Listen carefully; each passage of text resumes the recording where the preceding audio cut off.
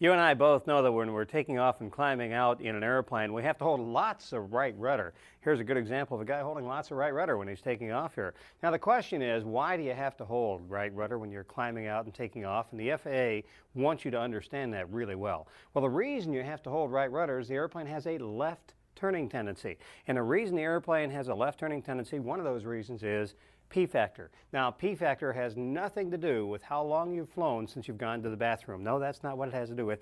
P-factor has to do with the pitch of the prop blades. And when an airplane is in slow flight, like after takeoff or when you're climbing out, the nose of the airplane is pointed way up in the air like so, but the airplane is going forward on an angle about like this. That means the relative wind is coming from the opposite direction. And that means the propeller is not pointed directly into the relative wind. And the right prop blade, which goes down, winds up taking a great big bite out of that relative wind.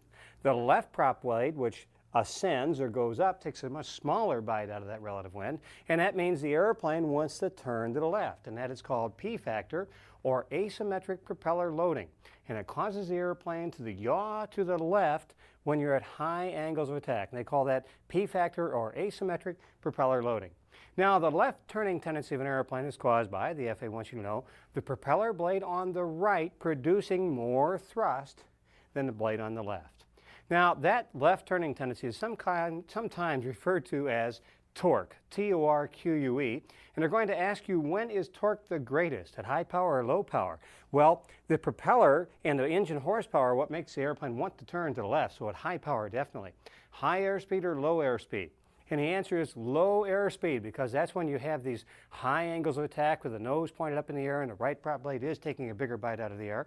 And high angle of attack or low angle of attack, and the answer is high angle of attack. Now, normally, at cruise speed, an airplane does not want to turn to the left. And the reason for that is the manufacturer has built some aerodynamic compensations into the airplane.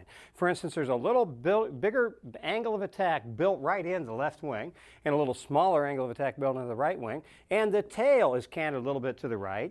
And these aerodynamic compensations counterbalance the left-hand turning tendency of the aircraft. But when the airplane is slow, there's not enough air over the wings and tail to counterbalance that left turning tendency. And also, when you have high power, there's more of a left turning tendency. So torque effect, that's the left turning tendency, is greatest when? Well, it's greatest at low airspeed, high power, and high angles of attack.